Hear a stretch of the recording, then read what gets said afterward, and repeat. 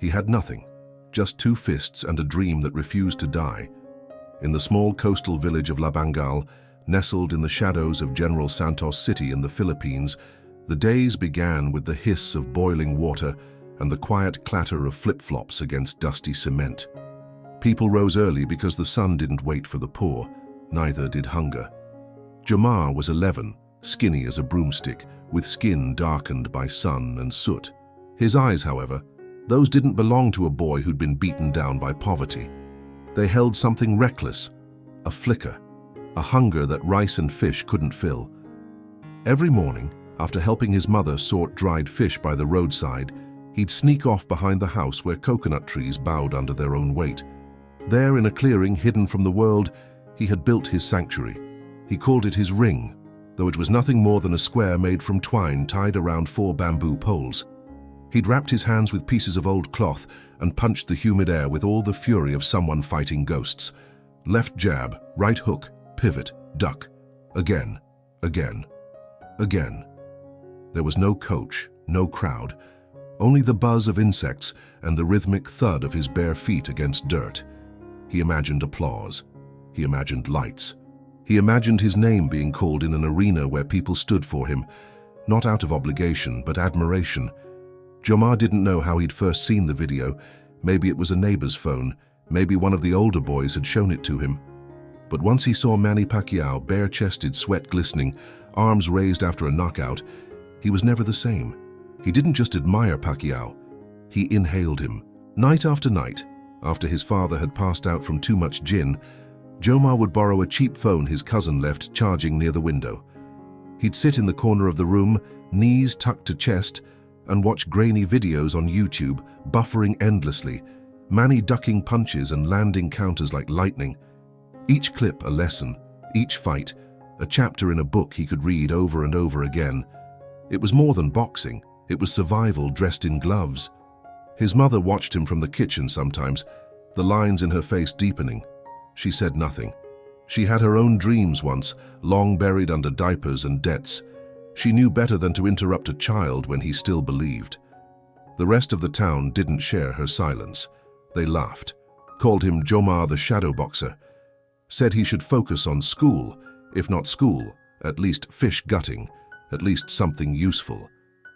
But Jomar didn't listen. He couldn't. He was chasing something only he could see.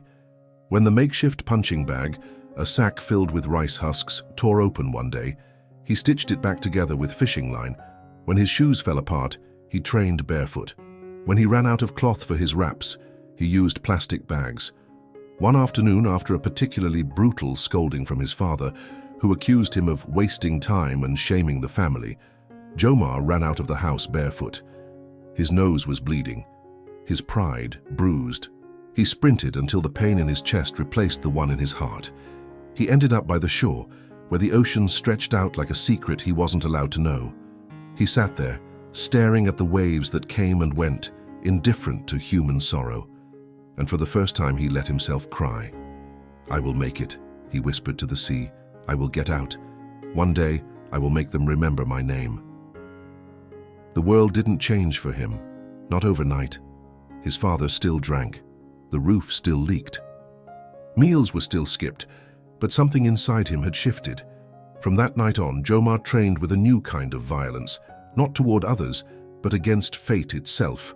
He began rising earlier. He added push-ups, sit-ups, running laps around the village while the roosters still slept.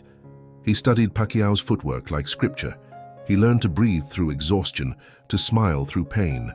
A retired tricycle driver named Mang Tonyo, who had once fought amateur bouts in the army, noticed the boy training one morning and approached him. His first words were, "You hit like you're trying to kill your past." Jomar blinked. "You ever want a real fight? Come see me, I got old gloves. Might even find a mouthpiece that fits you." That's how Jomar found his first coach. No contracts, no promises, just an old man with a scar over his left eyebrow and a heart that hadn't given up yet. They trained in the back of a rusty gym that smelled of rubber and regret. Jomar's hands bled, his knuckles split. He loved every second.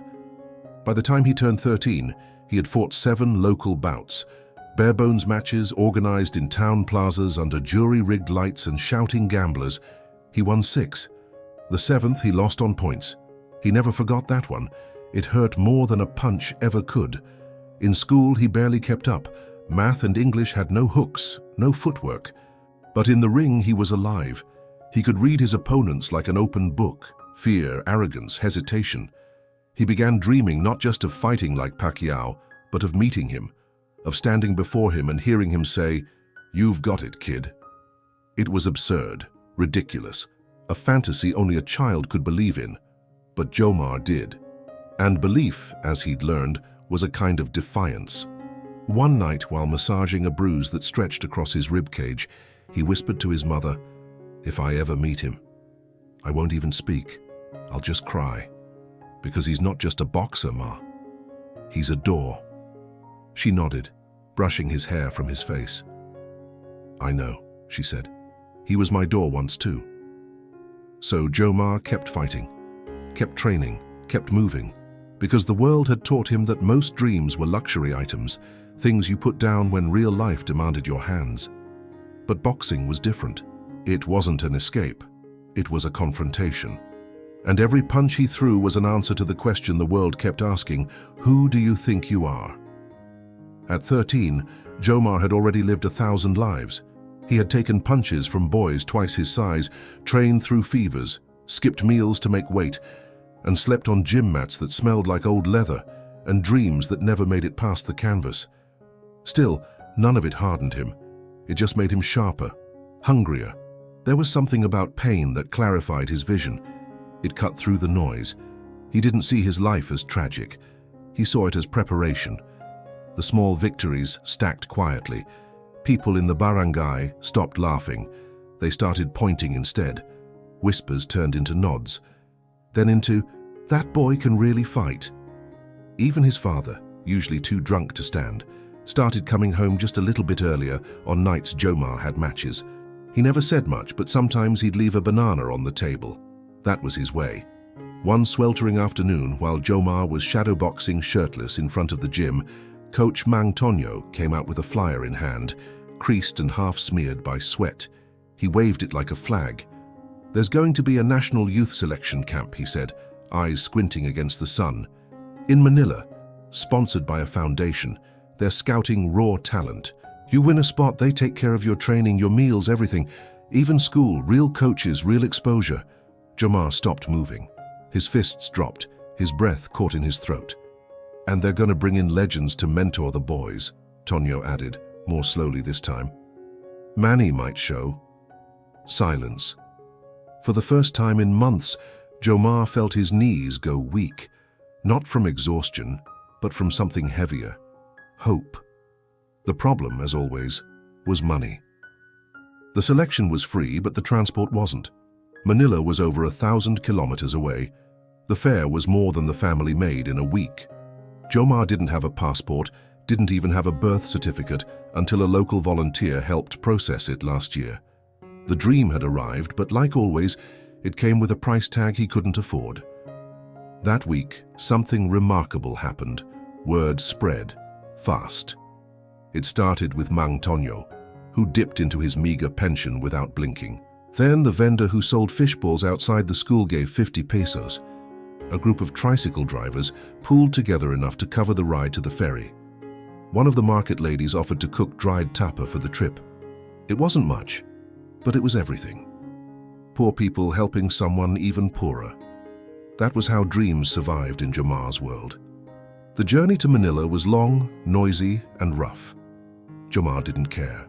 He pressed his forehead against the window of the bus, watching rice fields blur past like frames in an old film. His fists itched, his heart raced. It was his first time leaving General Santos, his first time feeling like he might belong to something larger than the street he grew up on. When he arrived at the training camp, the difference hit him like a straight punch to the face. The other boys had gear, real gloves, compression shirts, brand-name shoes. Some had private trainers. They spoke fluent English. Their families came with them, some even in cars. Jomar stepped off the bus with a duffel bag borrowed from Tonyo, filled with 2 t-shirts, 1 pair of shorts, and his old hand wraps, still stained from a split knuckle 2 months ago. His shoes had holes.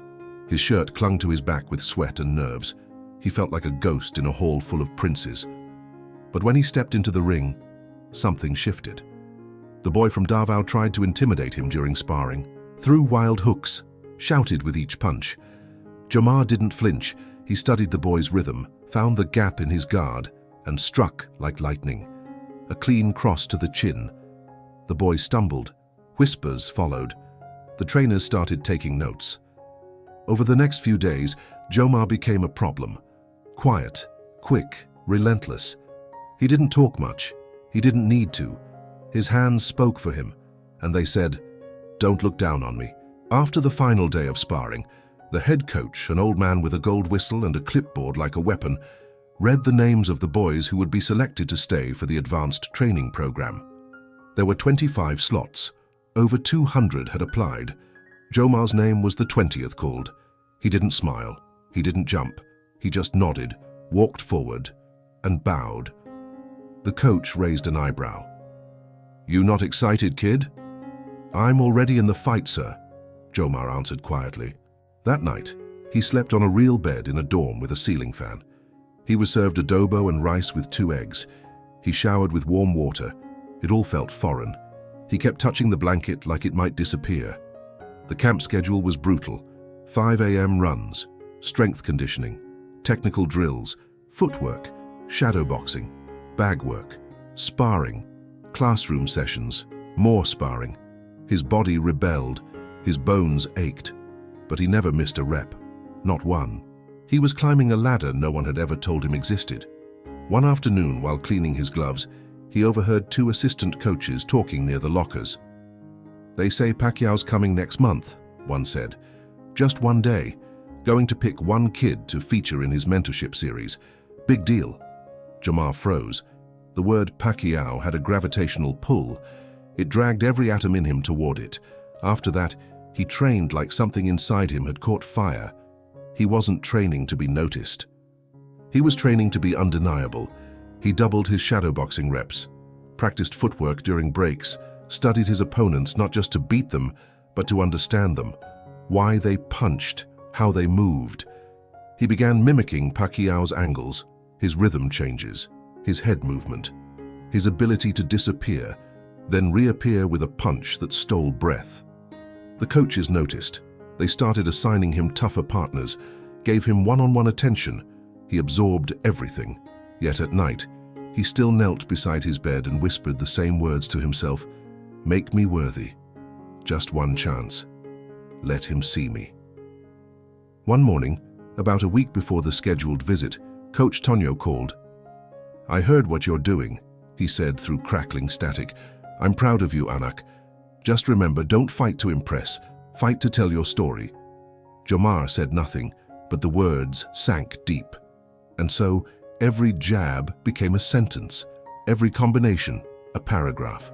Every round, a chapter in the book of who he was, because Jomar knew something no one else there really understood.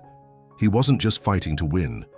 He was fighting to be seen, to be recognized by the one person who had once been him. Manny Pacquiao wasn't just an idol.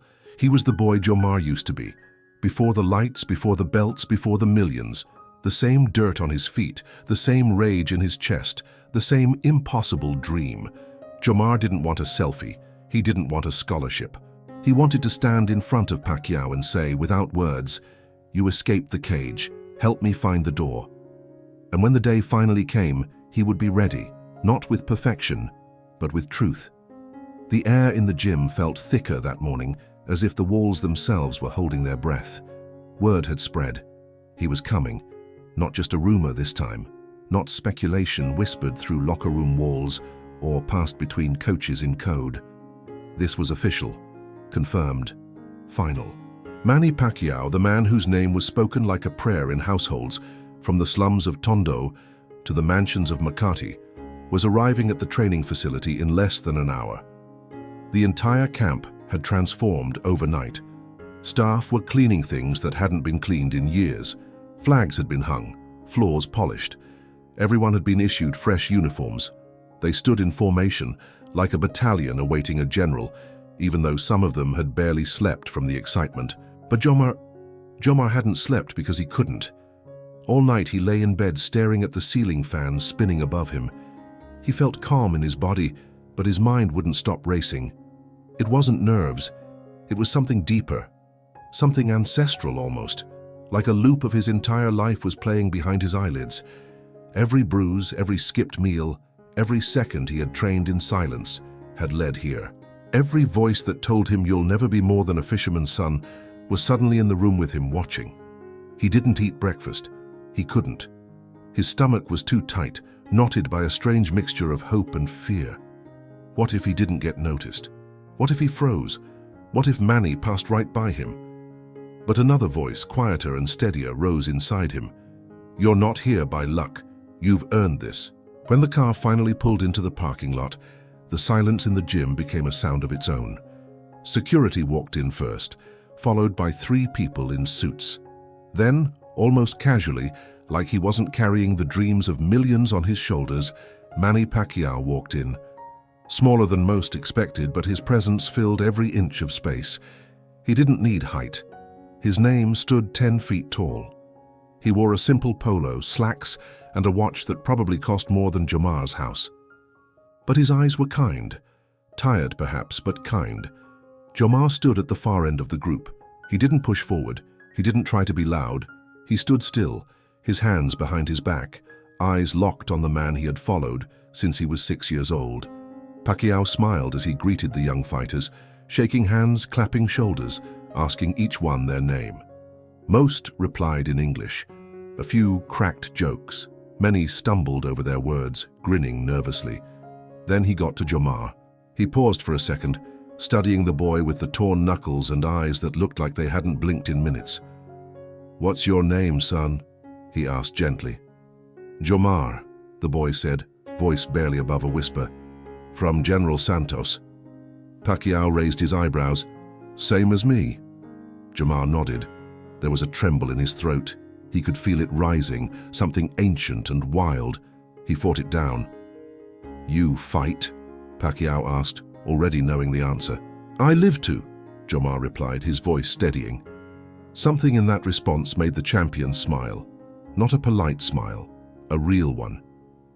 "I want to see you train," Pacquiao said. And just like that, it was happening. Jomar moved to the ring. He didn't look at the other boys, didn't try to interpret their reactions. All he could feel was the canvas beneath his shoes, the whisper of raps on his fists, and the thunder of his own heart. The bell rang. He danced. He threw combinations not for points, not for applause, but for history. He fought like he was speaking to the universe through movement. Duck, slide, hook, counter. His style wasn't textbook, it was personal. Every motion carried a memory, every jab, a reminder of where he came from. From the corner, Pacquiao watched with arms folded, silent, focused. Jomar finished his round, breathing hard, sweat pouring. He turned and stepped down from the ring. Before he could even wipe his face, Pacquiao approached. No entourage, no barrier, just one man, standing in front of the boy who had lived for this. "You've got something," he said. "You remind me of me, but more hungry." Jomar tried to nod, tried to speak, but the moment slammed into him all at once. The weight of it, the journey, the nights he bled into old cloth, the afternoons he trained alone in the rain, the time his father said he'd never make it, the smell of dried fish on his mother's hands, the ring made of bamboo and dreams. He broke. Tears exploded from his eyes before he could stop them. His knees gave out. He dropped to the floor in front of the very man he had worshipped silently for years. And he sobbed, not because he was sad, but because the weight had finally been lifted. Because for the first time, someone saw him. Not just anyone, him. Pacquiao didn't hesitate. He knelt beside the boy and wrapped his arms around him. No cameras clicked, no PR team interrupted. It was just 2 people bound by something deeper than fame or sport, a lineage of struggle, of fire. "It's okay," Pacquiao whispered. "Let it out. I cried too, when someone believed in me." For several long seconds, the room stood still. Even the other boys, once full of bravado and ambition, now watched in silence. Because they saw what Jomar had lived. They saw that he didn't want fame. He wanted freedom, validation, proof that he wasn't crazy for believing. Later, after Jomar had cleaned himself up, he was invited to a quiet office where Pacquiao sat alone with him. "I want you in my mentorship program," he said plainly. "We'll take care of everything. But more important, you'll train with me, you'll learn how to win and how to carry others with you." Jomar's eyes widened. "This isn't charity," Pacquiao added. "You earned it. All I'm doing is holding the door open. You have to walk through." Jomar nodded slowly. That night he sat by the dormitory window, writing in a small notebook given to him by one of the trainers. His handwriting was shaky, but his words were certain. "Today, the man I worshipped looked me in the eye and told me I mattered. I didn't cry because I was weak. I cried because I saw the end of one life and the beginning of another. I cried because the boy in the rice sack ring finally arrived. And the world didn't laugh, it listened." His story didn't end there. In fact, it hadn't even begun. But one thing had changed forever. He was no longer chasing a dream alone. The dream had seen him, and it had smiled.